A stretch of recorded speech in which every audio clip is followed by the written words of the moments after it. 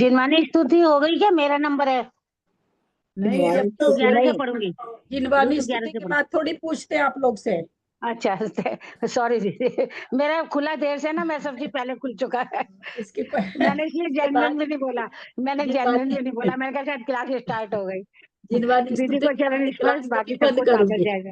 हाँ नहीं, मेरी मैंने सोचा कि शायद मेरा देर से खुला है। ललिता दीदी को प्रणाम, सबों को जय जिनेन्द्र। ललिता दी को सादर चरण पर सभी बड़ों को सादर प्रणाम, सभी को जय जिनेन्द्र। दीदी को प्रणाम, सबको सादर जय जिनेन्द्र। शुरू करते हैं। दीदी परम बिंदु संयुक्तम नित्यम ध्यायन्ति योगिनः कामदम मोक्षदम चैव ओंकाराय नमो नमः।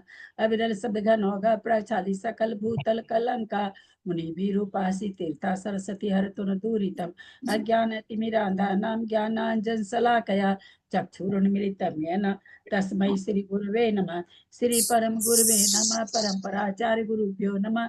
सकल कलुष विध्वसकम श्रेषां परिवर्धकम धर्म संबंधकम भविजीव मन प्रतिबोधकारकम पुण्य प्रकाश पापणासम इदं शास्त्रम श्री आदि पुराण ग्रंथराज नामधेयम अस्य मूल ग्रंथ कर्ता श्री सर्वज्ञ देवास्तुतर ग्रंथ कर्ता श्री गंधर देवा प्रति गंधर देवा तेषां वचन सार्था मासाद्य श्रीमत जयसेना जिनसेनाचार्य न विरिचितम इदं शास्त्रम श्रोतारः सावधानतया शृण्वन्तु।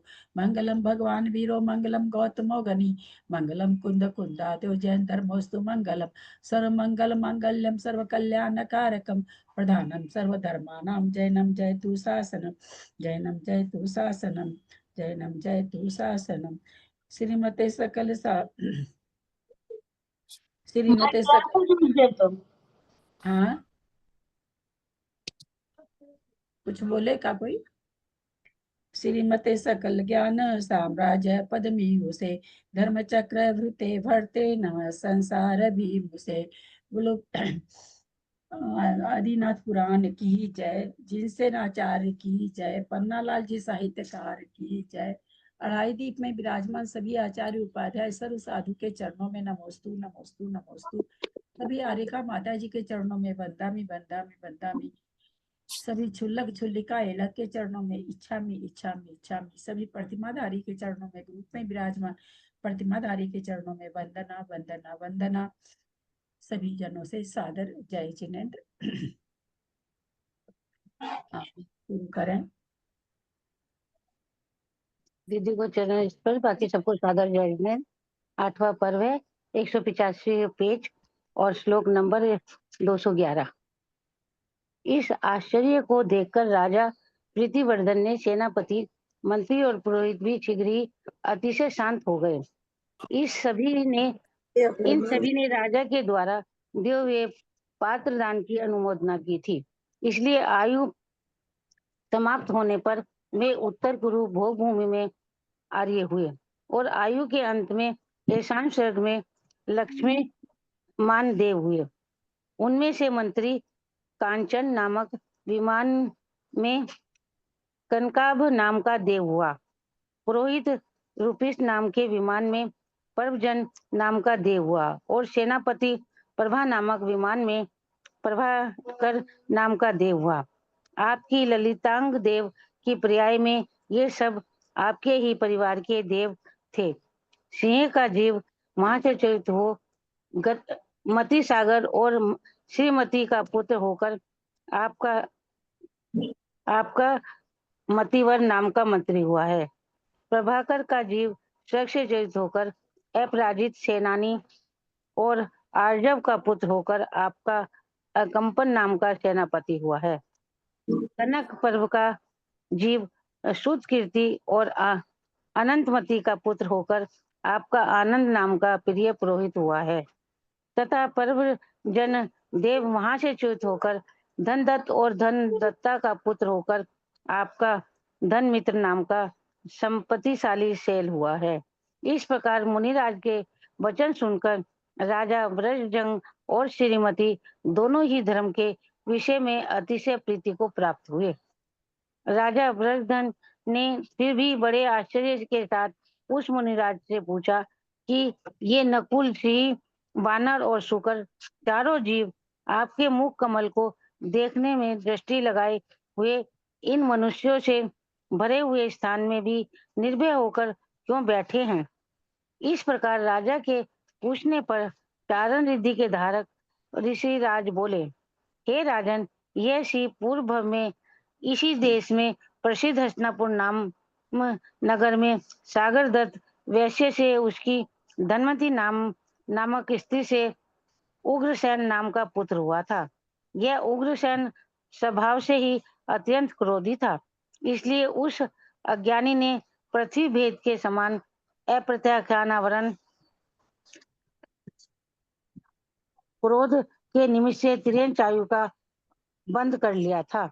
एक दिन उस दुष्ट ने राजा के भंडार की रक्षा करने वाले लोगों को घुड़क कर वहां से एक मिनट, अप्रत्याख्यानावरण क्रोध के बस होके त्रियंच आयु का बंद कर लिया था। हाँ, मेरी में तो ऐसे ही लिखा है। नहीं, ये चीज तो घटेगा ही नहीं। और मैं आज इस पे अप्रत्याख्यानावरण लिखा हुआ है। हाँ, नहीं तो अप्रत्याख्यानावरण ये क्रोध के होती नहीं ना, त्रियंच आयु का बंद ही नहीं होता। अप्रत्याख्यान लिखा हुआ है सब में। अप्रत्याख्यान ही लिखा हुआ है। उसका थोड़ा संस्कृत देख के बता, चूंकि मैं आज लैपटॉप पर खोल ली, समरी होनी थी ना, मैं आज लैपटॉप पर खोल ली क्लास। जरा संस्कृत देख के उसकी बताइए तो त्रिशला जी।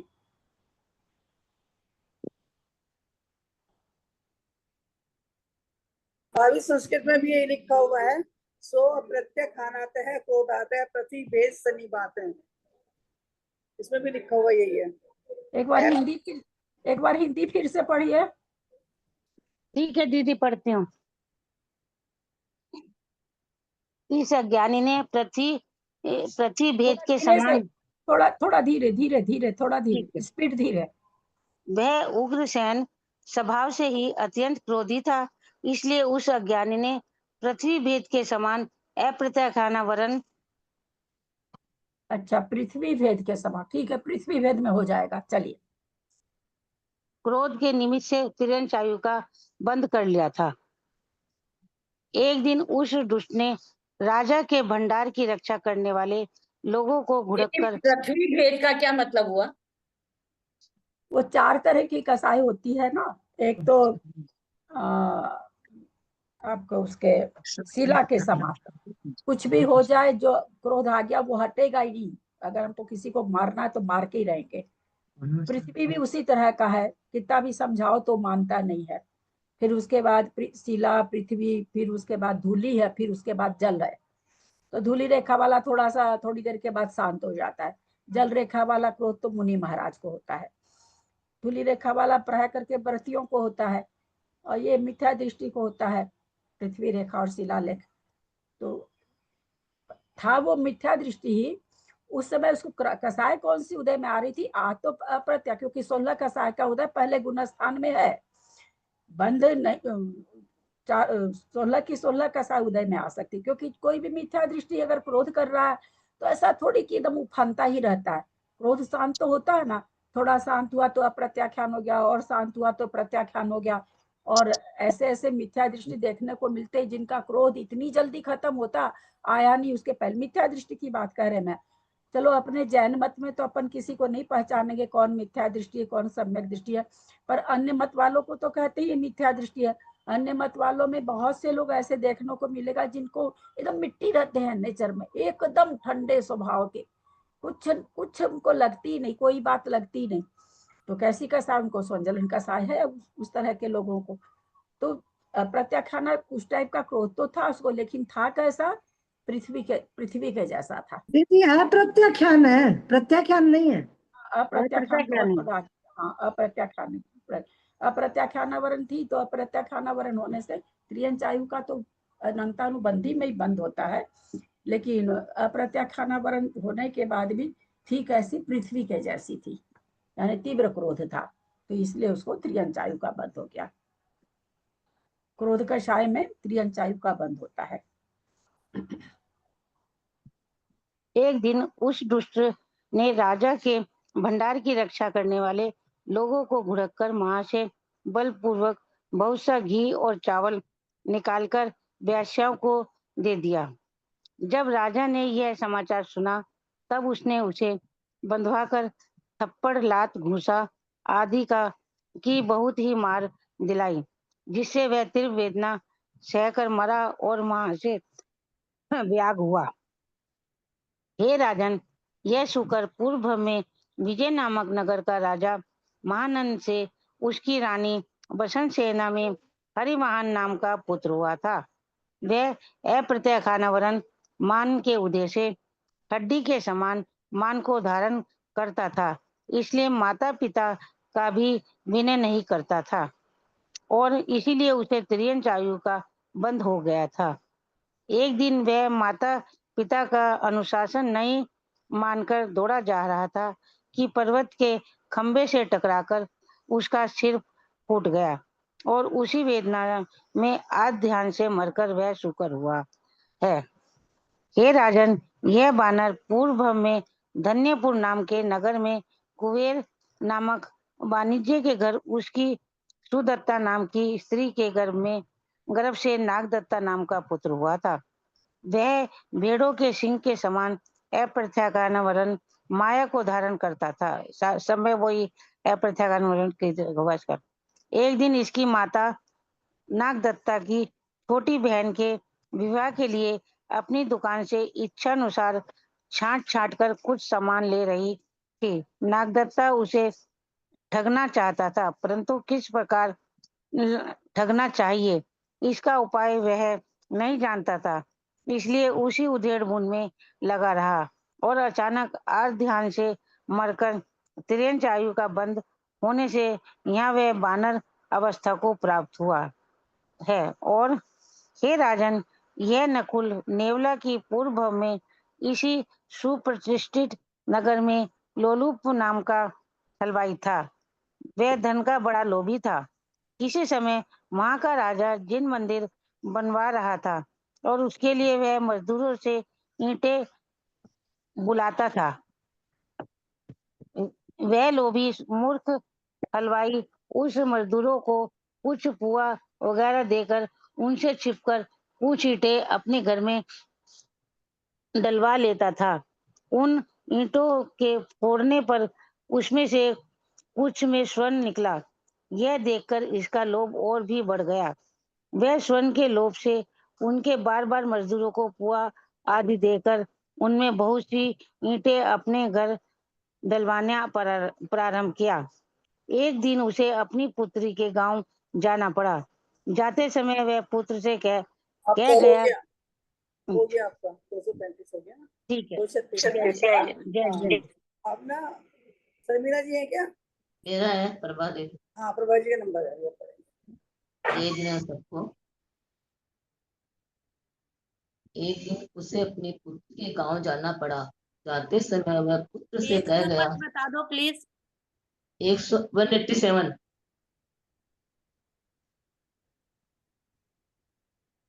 उसने पुत्र से कह गया, हे पुत्र, तुम भी मजदूरों को कुछ भोजन देकर उनसे अपने घर ईंटें डलवा लेना। यह कहकर वह तो चला गया, परंतु प्रभा दीदी अपना वीडियो ऑन करिए। ऐसे लगता कहाँ से आवाज आ रही, चारों बगल आंखें घूमती रहती तो दर्द होने लगता आंख में। यह कहकर वह तो चला गया, परंतु पुत्र ने उसके कहे अनुसार घर पर ईंटें नहीं डलवाई। और जब वह दुष्ट लौट कर घर आया और पुत्र से पूछने पर जब उसे सब हाल मालूम हुआ, तब वह पुत्र से भारी कुपित हुआ। उस मूर्ख ने लकड़ी तथा पत्थरों की मार से पुत्र डाला और उस दुख से दुखी होकर अपने पैर भी काट डाले। अंत में वह राजा के द्वारा मारा गया और मरकर इस नकुल पर्याय को प्राप्त हुआ है। वह हलवाई अप्रत्यखानावरण लोभ के उदय से ही इस दशा तक पहुंचा है। हे राजन, आपके दान को देखकर ये चारों ही परम रस को प्राप्त हो रहे हैं और इन चारों को ही जाति स्मरण हो गया है, जिससे ये संसार से बहुत ही विरक्त हो गए हैं। आपके दिए हुए दान की अनुमोदना करने से इन सभी ने उत्तम भोग भूमि की आयु का बंध किया है। इसीलिए ये भय छोड़कर धर्म श्रवण करने की इच्छा से यहाँ बैठे हुए हैं। हे राजन, इस भाव में 8वें आगामी भाव में तुम ऋषभनाथ तीर्थंकर होकर मोक्ष प्राप्त करोगे और उन्होंने जितने भी कथानक है ना, हाँ वो राजा रानियों से बहुत संबंधित है, वो सारा बाकी जनता से दीदी संबंधित अपना कम है। मोबाइल ऑफ करो। इस भाव में आठवें आगामी भाव में तुम ऋषभनाथ तीर्थंकर होकर मोक्ष प्राप्त करोगे और उसी भाव में ये सब भी सिद्ध होंगे। इस विषय में कुछ भी संदेह नहीं है। और तब तक ये पुण्यशील जीव आपके साथ साथ ही देव और मनुष्यों के उत्तम उत्तम सुख तथा विभूतियों का अनुभव करते रहेंगे। इस श्रीमती का जीव भी आपके तीर्थ में दान तीर्थ की प्रवृत्ति चलाने वाला राजा श्रेयांश होगा, तो उसी भाव से उत्कृष्ट कल्याण अर्थात मोक्ष को प्राप्त होगा, इसमें संशय नहीं है। इस प्रकार चारण विधिधारी मुनिराज के वचन सुनकर बर्जसंग का शरीर हर्ष से रोमांचित हो उठा, जिससे ऐसा मालूम होता था मानो प्रेम के अंकुरों से व्याप्ति हो गया हो। तदनंतर राजा उन दोनों मुनिराजों को नमस्कार कर रानी श्रीमती और अतिशय प्रसन्न हुए मतिवर्ण आदि के साथ अपने डेरे पर लौट आया। श्रीमती तथा वायु रूपी वस्त्र को धारण करने वाले दिगंबर वे दोनों मुनिराज मुनियों की वृत्ति प्रग्रहित होती है, इस बात को प्रकट करते हुए वायु के साथ साथ ही आकाश मार्ग से विहार कर गए। राजा बजरंग ने उन मुनियों के गुणों का ध्यान करते हुए उत्कंठित होकर उस दिन उसका शेष भाग अपनी सेना के साथ उसी नामक सरोवर के किनारे व्यतीत किया। तदनंतर वहां से कितने ही पड़ाव चलकर वे पुंडरीकिनी नगरी में जा पहुंचे। वहां जाकर राजा बर्जसंग ने शोक से पीड़ित हुई सती लक्ष्मीवती देवी को देखा और भाई के मिलने की उत्कंठा से रही सहित अपनी छोटी बहन अनुनधरी को भी देखा। दोनों को धीरे धीरे आश्वासन देकर समझाया तथा पुंडरीक के राज्य को निष्कंटक कर दिया। उसने राम साम दाम दंड भेद आदि उपायों से समस्त प्रजा को अनुरुक्त किया और सरदारों तथा आश्रित राजाओं का भी सम्मान कर उन्हें पहले की भांति चक्रवर्ती के समय के समान अपने अपने कार्यों में नियुक्त कर दिया। तत्पश्चात प्रातःकालीन सूर्य के समान देदीप्यमान पुंडरीक पालक को राज सिंहासन पर बिठाकर और राज्य की सब व्यवस्था सुयोग मंत्रियों के हाथ सौंप कर राजा बर्जसंग लौट कर अपने उत्पल के नगर में आ पहुंचे। उत्कृष्ट शोभा से सुशोभित महाराज बर्जसंग ने प्रिया श्रीमती के साथ बड़े ठाट बाट से स्वर्गपुरी के समान सुंदर अपने उत्पल खेतक नगर में प्रवेश किया। प्रवेश करते समय नगर की मनोहर स्त्रियां अपने नेत्रों द्वारा उनके सौंदर्य रस का पान कर रही थी। नगर में प्रवेश करता हुआ बर्जसंग ऐसा शोभायमान हो रहा था मानो स्वर्ग में प्रवेश करता हुआ इंद्र ही हो। क्या ये इंद्र है अथवा कुबेर है अथवा धर्मेंद्र है अथवा शरीरधारी कामदेव है? इस प्रकार नगर की नर नारियों की बातचीत के द्वारा इनकी प्रशंसा हो रही है। ऐसे अत्यंत शोभायमान और उत्कृष्ट विभूति के धारक बर्जसंग ने अपने श्रेष्ठ भवन में प्रवेश किया। नौ ऋतुओं में हर्ष उत्पन्न करने वाले उस मनोहर राजमहल में कामदेव के समान और सुंदर बर्जसंग अपने पुण्य के उदय से प्राप्त हुए मनवांछित भोगों को भोगता हुआ सुख से निवास करता था तथा जिस प्रकार संभोगादि उचित उपायों के द्वारा इंद्राणी को प्रसन्न रखता है, उसी प्रकार वह बर्जसंग संभोग आदि उपाय से श्रीमती को प्रसन्न रखता था। वह सदा जैन धर्म का स्मरण रखता था और दिशाओं में अपनी कीर्ति फैलाता रहता था।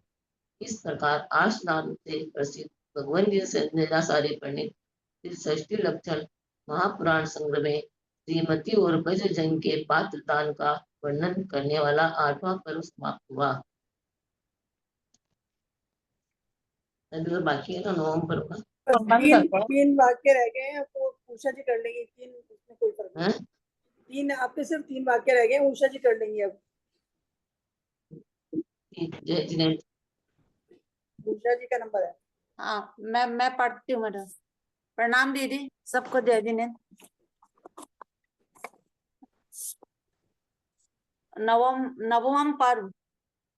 तदंतर धर्म, अर्थ और काम, इन 3 वर्गों के संसर्ग से मनोहर राज करने वाले महाराजा वज्रजंग का 6 ऋतुओं के सुंदर भोग भोगते हुए बहुत सा समय व्यतीत हो गया।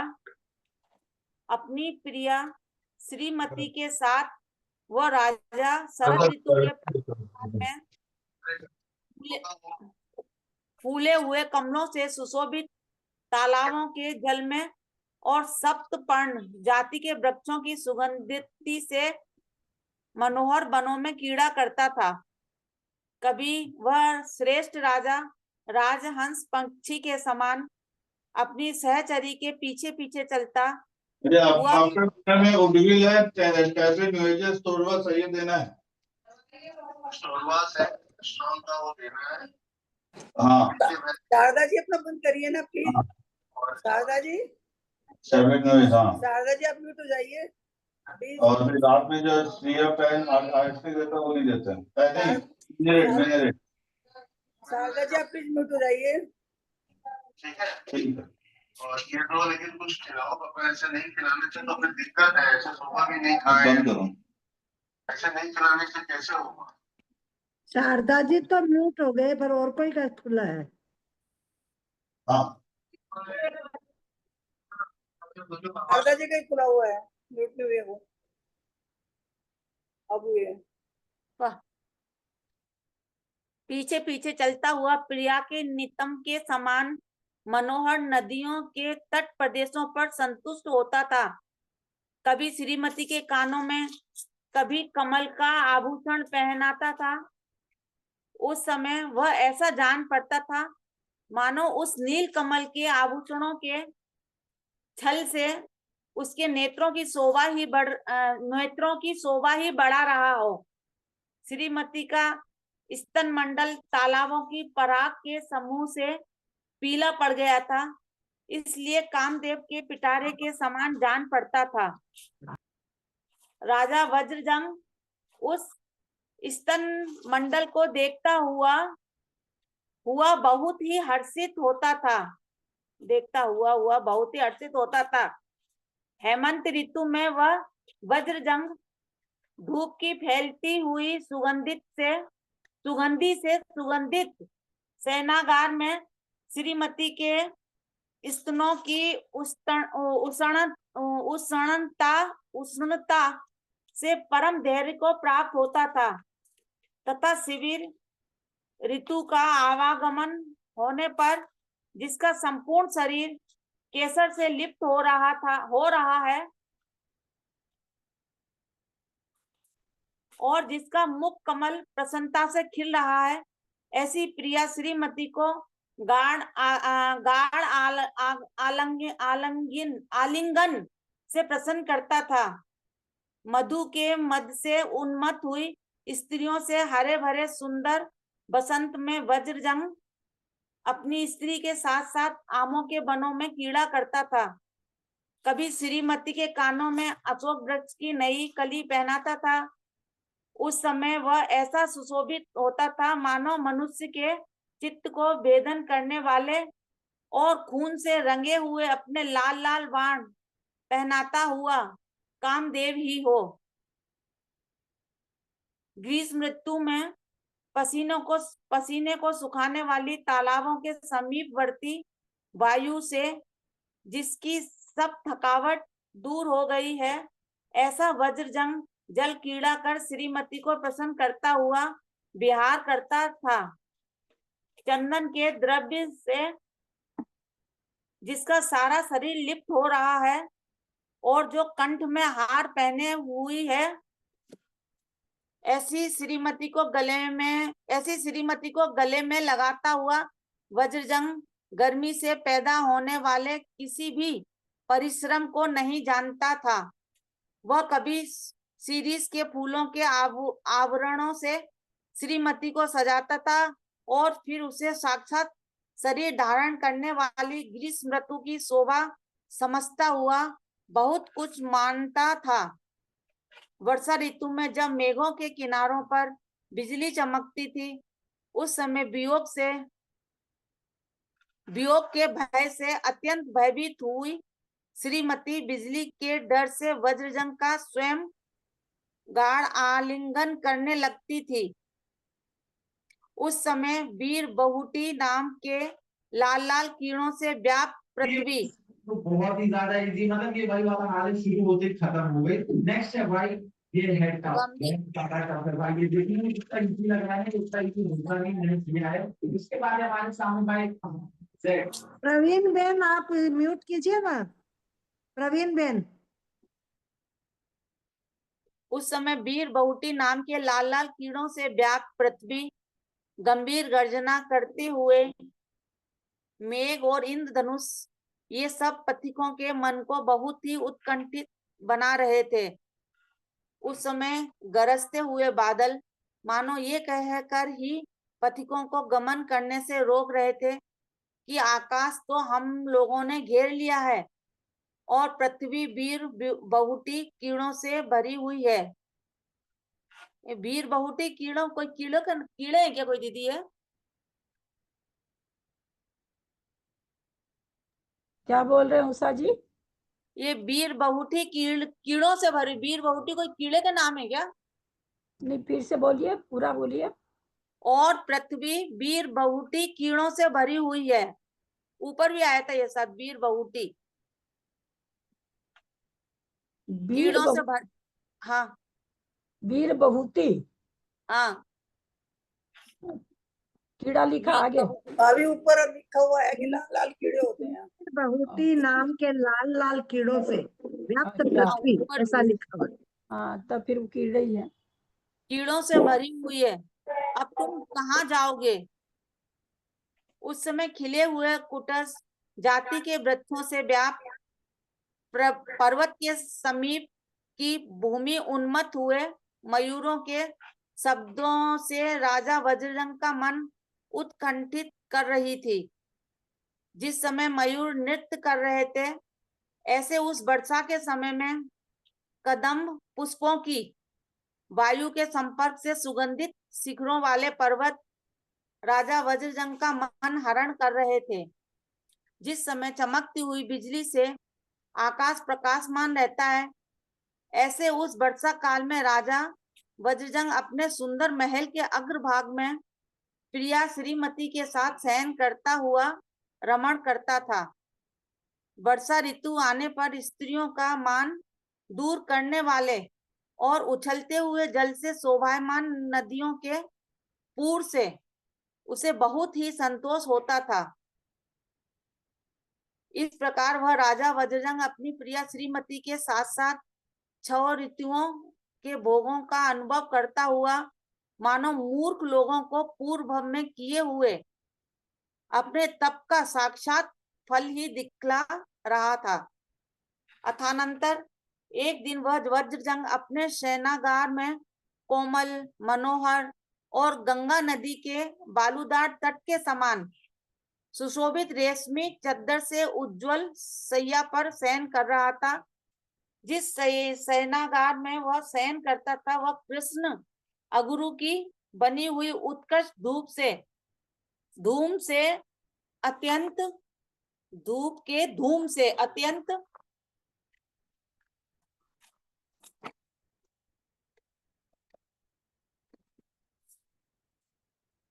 सुगंधित हो रहा था। मणिमय दीपकों के प्रकाश से उसका समस्त अंधकार नष्ट हो गया था। जिनके प्रत्येक पाए में रत्न जड़े हुए हैं, ऐसे अनेक मंचों से वह शोभायमान था। उसमें जो चादर और मोतियों के गुच्छे लटक रहे थे, उनमें वह ऐसा मालूम होता था मानो हंस ही रहा हो। कुंद, नीलकमल और मंदार जात के फूलों की तीव्र सुगंधि के कारण उसमें बहुत से भ्रमर आकर इकट्ठे हुए थे तथा दीवालों पर बने हुए तरह के चित्रों से वह अतिशय शोभायमान हो रहा था। श्रीमती के स्तन तट के स्पर्श से उत्पन्न हुए मुख से जिसके नेत्र निमीलित बंद हो रहे हैं, ऐसा वह वज्रजंग मेरु पर्वत की कंधार का स्पर्श करते हुए बिजली सहित बादल के समान शोभायमान हो रहा था। 25 हो गए दीदी, प्रणाम। हाँ हो गया। अब ना ये रेखा का नंबर है, रेखा जैन है कोई? रेखा जैन पढ़ेंगी? रेखा जैन अपने आप आ जाइए भाई। रेखा जैन नहीं है तो फिर रंजना जैन आ जाएंगी। रंजना बंगलोर, रंजना बेंगलोर भी नहीं है क्या? नहीं है वो लोग। उषा सेठी आ जाएंगी फिर। उषा सेठी जी का उषा सेठी नहीं है, बाहर गई है। अच्छा, चंद्रकला जी है फिर हाँ धनबाद। चंद्रकला हाँ, मैं हूँ। धनबाद से आप। हाँ हाँ। सेवक लोग धूप घड़ों में धूप डालकर बाहर निकल गए थे। वे लोग झरोकों के द्वार खोलना भूल गए थे, इसलिए उनका धुआं उसी मकान में रुककर भर गया था। उस धूप में से आप जो 26 केसों से पढ़िए ना। कहाँ से पढ़ रहे हैं? 25 तक हुआ है, 26 से पढ़िए। 26 से पढ़ूं क्या? सेना इन दोनों के सांस रुक गए तो नहीं, जिसके यहाँ से दुख पढ़िए ना। सेनागार तो को ठीक है। सेनागार को सुगंधित अच्छा, बनाने। 1 मिनट।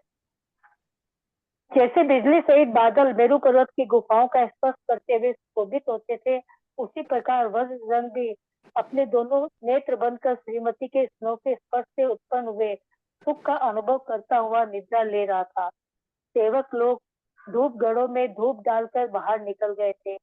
वे लोग झरोकों के द्वार खोलना भूल गए थे, इसलिए उनका धुआं उसी मकान में रुककर भर गया था। इस धूप में से जो केसों को संस्कार करने वाले धूप का समूह था, उसके धूप से वे दोनों ही पति पत्नी क्षण भर में मूर्छित हो गए। इन दोनों के सांस रुक गए, जिसके दुख से उन दोनों के अंतःकरण में कुछ व्याकुलता हुई। अंत में उसी रात्रि में वे दोनों ही पति पत्नी सदा के लिए सो गए। जैसे दीपक बुझ जाने से बड़े हुए अंधकार समूह से घर मलिन हो जाता है, उसी प्रकार जीव के निकल जाने से उन दोनों के शरीर क्षण भर में ही प्रभा शून्य मलिन हो गए थे। जैसे समय पाकर जड़ उखड़ कर नष्ट भ्रष्ट हो जाने से लता सहित कल्प वृक्ष भी सुशोभित नहीं होता था, देखो जो धूप भोगों पर भोग सेवन करने में कारण है, उससे इन दोनों की मृत्यु हुई। इसलिए सर्प के फण के समान प्राण हरण करने वाले इन भोगों को बार बार पुकारो। जो श्रीमती और वज्रजंग सदा ऊपर कहे हुए सुखों का अनुभव करते थे तथा जो संभोग अथवा उत्तम भोगों पर भोगादि के द्वारा अनेक प्रकार की पीड़ा करते थे, वे क्षण भर में ही इस शोचनीय अवस्था को प्राप्त हो गए। इसीलिए इस संसार की ऐसी स्थिति को बार बार धिक्कारो। भो भविजन हो दीदी, आप देखो। थोड़ा सा है ना, थोड़ा सा हाँ। ठहराव से, थोड़ा जोर से ढंग से पढ़िए ना। पता नहीं चल रहा आप क्या पढ़ रहे हैं। इसीलिए इस संसार की ऐसी स्थिति को बार बार धिक्कारो। वो भव्य जन को देखो जो भोगों के साधनों से ही प्राणियों की एक ऐसी अवस्था हो जाती है, तो फिर अंत में सदा दुख देने वाले इन भोगों से क्या प्रयोजन, अर्थात इन्हें छोड़ो और श्री जिनेन्द्र देव के कहे हुए वीतराग मार्ग में श्रद्धान करो। इन दोनों ने मुनियों को जो दान दिया था और उससे जो कुछ पुण्य प्राप्त हुआ था, उससे उन दोनों को उत्तर कुरु भोग भूमि का बंद हुआ था। इसीलिए इन दोनों ने क्षण भर में पहुंचकर वहां जन्म धारण कर लिया। जम्बू द्वीप के अंतर्गत सुदर्शन नामक महामेरु पर्वत की उत्तर दिशा की ओर उत्तर कुरु नाम की एक भूमि है, जो कि अपनी शोभा से स्वर्ग की शोभा की ओर भी हंस रही है, जहाँ पर मदांग वादित्रांग भूषणांग मालांग दीपांग ज्योतिरंग गृहांग भोजनांग भाजनांग और वस्त्रांग ये अपने अपने सार्थक नाम को धारण करने वाले 10 प्रकार के मनोहर कल्प वृक्ष है। ये कल्प वृक्ष अनेक रत्नमय है, अपने उज्जवल प्रभा के प्रकाश से दसों दिशाओं को प्रकाश करने वाले हैं। इनमें से मंदांग जाति के वृक्ष अमृत के समान मीठे तथा जिनकी सुगंधी चारों ओर फैल रही है, ऐसे मेरे सिद्धू, अरिष्ट और आस्तव आदि इच्छु रस के समान अनेक प्रकार के रस देते हैं। जैसे मध्य में कामोदीपन धर्म रहता है, उसी प्रकार इन रसों में भी कामोदीपन धर्म रहता है। इसलिए इनमें मध्य का केवल एक धर्म रहने से उपचार से इन रसों को मध्य कहते हैं। वास्तव में वृक्षों के एक प्रकार के रस है जिन्हें आर्य भोग भूमि लोग सेवन करते हैं। उन्मुक्त पुरुष मद उत्पन्न करने वाले तथा अंतकरण को मोहित करने वाले इस मद का सेवन करते हैं। यह मद आर्य पुरुषों के लिए सर्वथा त्याज्य है। भावार्थ, मदांग जाति के वृक्ष केवल पौष्टिक रस देते हैं। मद उत्पन्न करने वाले और अंतकरण को मोहित करने वाला मद न तो इन वृक्षों से उत्पन्न ही होता है और न भोग भूमि में उत्पन्न होने वाले आर्य लोग ऐसा मद पीते हैं। कौन सा पेज है? ये रस ये मेरे मतलब मेरे में थोड़ा सा फर्क है। मेरे तो 193 पेज है, 193 के प्राय नीचे वाला है। मोहित करने वाले मद न तो इन वृक्षों से उत्पन्न ही होता है और न भोग भूमि में उत्पन्न होने वाले आर्य लोग ऐसा मद पीते हैं। यह रस केवल पौष्टिक होने से ही मद कहलाता है। मदांग के समान पादित्रांग वृक्ष दुंदुभी, मृदंग, ताल, झल्लरी, शंख, बेरी, संग आदि अनेक प्रकार के बाजे देते हैं। भूषणांग जाति के वृक्ष नुपुर, बाजूबंद, गले में पहनने के आभूषण, भुजाओं में पहनने के अनंत करदनी, हार और मुकुट आदि अनेक प्रकार के आभूषण देते हैं। मालांग जाति के वृक्ष 6 ऋतुओं में उत्पन्न होने वाले पुष्पों की बनी हुई अनेक प्रकार की मालाएं और 6 ऋतुओं के पुष्पों से बने हुए अनेक प्रकार के कर्ण, फूल और बहुतायत से देते हैं। दीपांग जाति के कल्प वृक्ष मणिमय अनेक प्रकार के दीपों से सुशोभित रहते हैं।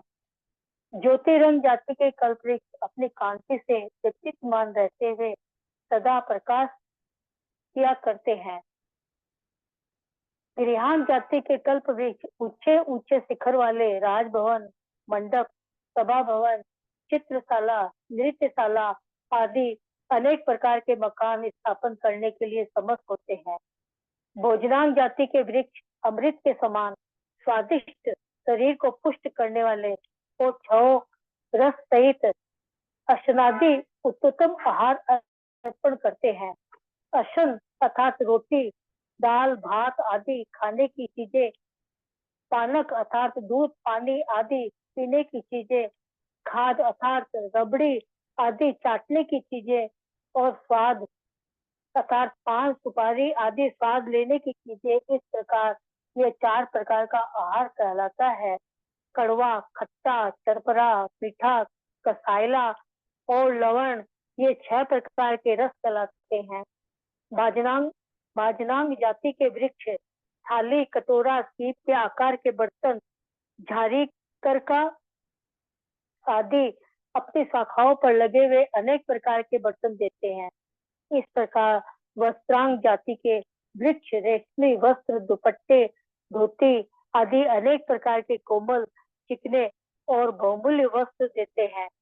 ये कल्प वृक्ष न तो कोई वनस्पति है और न देवों के स्थापना किए हुए हैं, ये हैं किंतु केवल पृथ्वी का सार अर्थात भूगर्भ के रस विशेष सार पदार्थ ही कल्प वृक्ष रूप और भोजन, वस्त्र, वादित्र आदि पदार्थ रूप परिणत हो जाते हैं। ये कल्प वृक्ष अनादि निरन है अर्थात नित्य रहते हैं। अपने अपने नाम के अनुसार फल देना इनका स्वाभाविक धर्म रहता है। किसी पदार्थ के किसी स्वभाव में दोष देना युक्ति संगत नहीं है। भावार्थ, कदाचित कोई पुरुष कल्प वृक्षों का साधारण वृक्ष मानकर उनमें भोजन वस्त्र आदि पदार्थों का लगना असंभव मानकर दोष दे अथवा उनमें भोजन वस्त्र आदि का लगना असंभव मानकर दोष दे, इसके लिए आचार्य कहते हैं कि जिसका जो स्वभाव है उसमें कोई किसी तरह का दोष देना युक्ति शून्य है।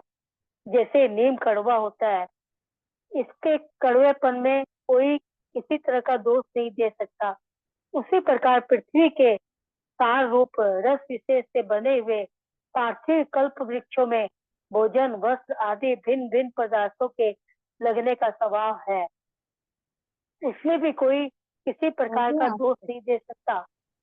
जैसे आजकल के वृक्ष समय पाकर प्राणियों के उपकार करते हैं, उसी प्रकार ये कल्प वृक्ष मनुष्यों को दान देने के फल से अनेक फलों को से फलते हैं। 50 हो गया। दीदी ये वनस्पति का, ये पृथ्वी का ही का ये वृक्ष सब अभी ना शर्मिला जी पूरे हो गए तो लिखे देना। कमलेश जी पढ़ेंगे। हाँ, कमलेश जी पढ़ेंगे। दीदी आप म्यूट हो।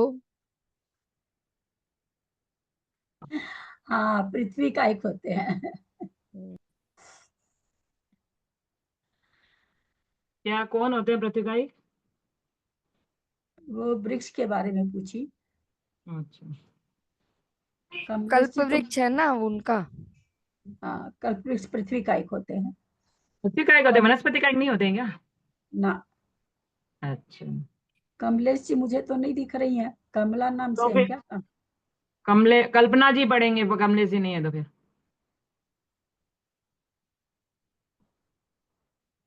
कमलेश नाम से नहीं दिख रहा।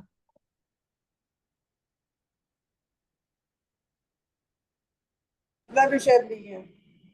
हाँ, कल्पना भी शायद दिखाई दे रही है। रंजू, कल्पना जी, रंजू अजमेरा पढ़े। कल्पना जी थी तो सही। कल्पना जी को तो देखा था मैंने। आज भैया जी का मैसेज आया हुआ था ना, क्लास का समरी करने का, नहीं हुआ क्या? हाँ, वो लिखे थे, फिर 7:30 बज जाएगा, भीड़ बहुत है, अब लगता नहीं पहुंच पाए वो, इसीलिए नहीं आए। अब कराने से कोई फायदा नहीं है, बहुत लेट हो जाएगा। हाँ, रंजू जी भी नहीं है क्या? तो फिर मैं पढ़ रही हूँ मैं। प्रणाम हाँ, दीदी। बढ़िया। एक्चुअली मैं अभी आई हूँ मंदिर से, मेरे को पेज नंबर बता देंगे क्या? 194 से 51 श्लोक पढ़िए। 94 से 51 नंबर का। हाँ जी, प्रणाम दीदी। जिस प्रकार आजकल के अन्य वृक्ष अपने अपने फलने का समय आने पर अनेक प्रकार के फल देकर प्राणियों का उपकार करते हैं, उसी प्रकार उपर्युक्त कल्प वृक्ष भी मनुष्यों के दान के फल से अनेक प्रकार के बनी हुई और उस पर उज्जवल फूलों का उपहार, अनेक प्रकार के फल फलते हुए वहां के प्राणियों का उपकार करते हैं। जहाँ की पृथ्वी सब प्रकार के रत्नों से बनी हुई है और उस पर उज्जवल फूलों का उपहार पड़ा रहता है, इसलिए उसे शोभा कभी छोड़ती ही नहीं है। जहाँ की भूमि पर हमेशा 4 अंगुल प्रमाण मनोहर लहलहाती रहती है, सरिता जी म्यूट कर दीजिए।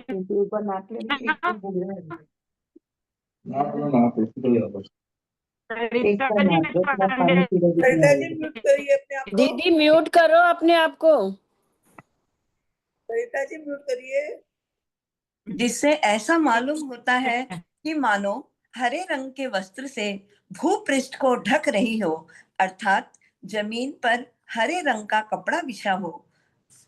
जहाँ के पशु स्वादिष्ट, कोमल और मनोहर तृण रूपी संपत्ति को रसायन समझकर बड़े हर्ष से चरा करते हैं। जहाँ अनेक वापिकाएं हैं जो कमलों से सहित हैं, उनमें सुवर्ण के समान पीले कमल फूल रहे हैं और जो हंसों के मधुर तथा गंभीर शब्दों से अतिशय मनोहर जान पड़ती हैं। जहाँ जगह जगह पर फूले हुए कमलों से सुशोभित तालाब, उन्मत्त कोकिलाओं से भरे हुए वन और सुंदर कीड़ा पर्वत हैं, जहाँ कोमल वायु वृक्षों को हिलाता हुआ धीरे धीरे बहता रहता है। वह वायु बहते समय सब और कमलों की पराग को उड़ाता रहता है, जिससे ऐसा मालूम होता है मानो सब और सुगंधित चूर्ण ही फैला रहा हो। जहाँ वायु के द्वारा उड़कर आए हुए पुष्प पराग से ढकी हुई पृथ्वी ऐसी शोभायमान हो रही है मानो पीले रंग के रेशमी वस्त्र से ढकी हो। जहाँ 10 दिशाओं में वायु के द्वारा उड़ उड़कर आकाश में इकट्ठा हुआ पुष्प पराग सब ओर से तने हुए चंदोवा की भांति शोभा धारण करता है।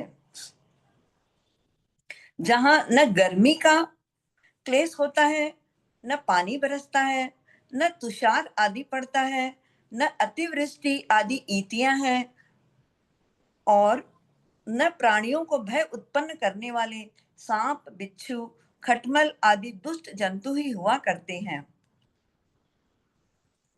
जहाँ न चांदनी है, न रात दिन का विभाग और न ऋतुओं का परिवर्तन ही है। जहाँ सुख देने वाले सब पदार्थ सदा एक से रहते हैं। जी प्रणाम भैया। जय जय प्रणाम। पढ़ूं क्या अभी? हाँ, 1 मिनट भाई साहब, बहुत लेट नहीं हो जाएगा? 7:48 हो गया, 7:48 हो गया है।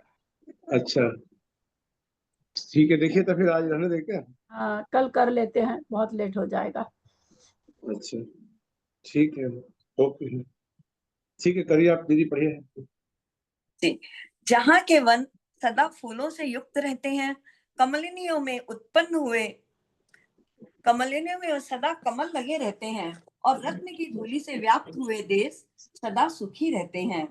जहाँ उत्पन्न हुए आर्य लोग प्रथम 7 दिन तक अपनी सैया पर चित्त पड़े रहते हैं, उस समय आधी घंटा में हो जाएगा क्या? हाँ? आधी घंटा में हो जाएगी समरी? आधी घंटा 40 मिनट मान के चलिए, 40 मिनट में कर देंगे। 40 मिनट का बड़ा है थोड़ा सा, 40 मिनट तो लग जाएगा।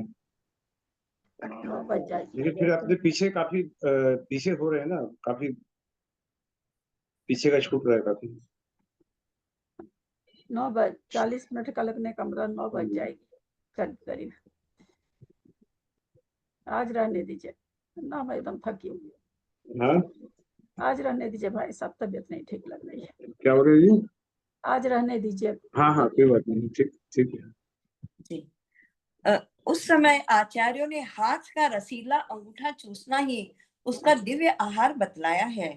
तत्पश्चात विद्वानों का मत है कि वे दोनों दंपत्ति द्वितीय सप्ताह में पृथ्वी रूपी रंग भूमि में घुटनों के बल चलते हुए एक स्थान से दूसरे स्थान तक जाने लगते हैं। तदनंतर तीसरे सप्ताह में वे खड़े होकर अस्पष्ट किंतु मीठी मीठी बातें कहने लगते हैं, और गिरते पड़ते खेलते हुए जमीन पर चलने लगते हैं। फिर चौथे सप्ताह में अपने पैर स्थिरता से रखते हुए चलने लगते हैं, तथा 5वें सप्ताह में अनेक कलाओं और गुणों से सहित हो जाते हैं। 6ठे सप्ताह में पूर्ण जवान हो जाते हैं, और 7वें सप्ताह में अच्छे अच्छे वस्त्राभूषण धारण कर भोग भोगने वाले हो जाते हैं। पूर्व भाव में दान देने वाले मनुष्य ही जहाँ उत्पन्न होते हैं, वे उत्पन्न होने के पहले 9 माह तक गर्भ में इस प्रकार रहते हैं जिस प्रकार की कोई रत्नों के महल में रहता है। उन्हें गर्भ में कुछ भी दुख नहीं होता, और स्त्री पुरुष साथ साथ ही पैदा होते हैं। वे दोनों स्त्री पुरुष दंपत्ति पने को प्राप्त होकर ही रहते हैं, क्योंकि वहां जिस समय दंपत्ति का जन्म होता है उसी समय उनके माता पिता का देहांत हो जाता है। इसलिए वहां के जीवों में पुत्र आदि का संकल्प नहीं होता। जहाँ केवल छींक और जम्भाई लेने मात्र से ही प्राणियों की मृत्यु हो जाती है, अर्थात अंत समय में माता को छींक और पुरुष को जम्भाई आती है।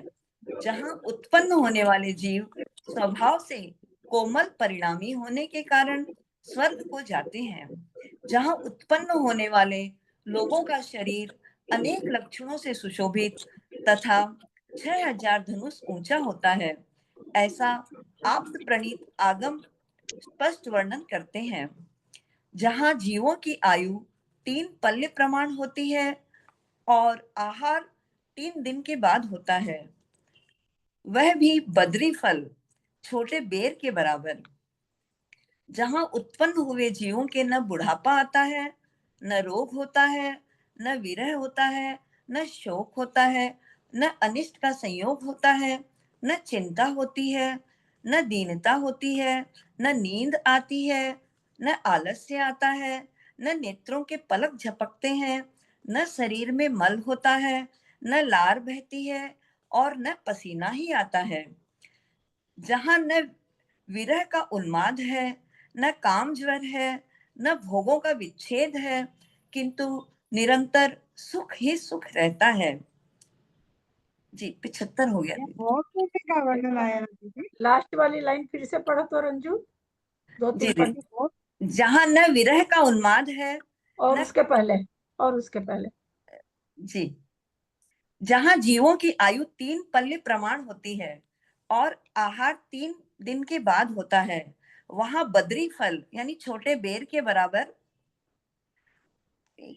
और जहां उत्पन्न हुए जीवों के न बुढ़ापा आता है, न रोग होता है, न विरह होता है, न शोक होता है, न अनिष्ट का संयोग होता है, न चिंता होती है, न दीनता होती है, न नींद आती है, न आलस्य आता है, न नेत्रों के पलक झपकते हैं, न शरीर में मल होता है, न लार बहती है और न पसीना ही आता है। जहां न विरह का उन्माद है, न काम ज्वर है, न भोगों का विच्छेद ना है। काम ज्वर है जी ना। अरे बाबा, वहां तो ये कहा गया भोग भूमि में खाली भोग ही भोगते रहते हैं। भोगते हैं ऐसे बोलते हैं।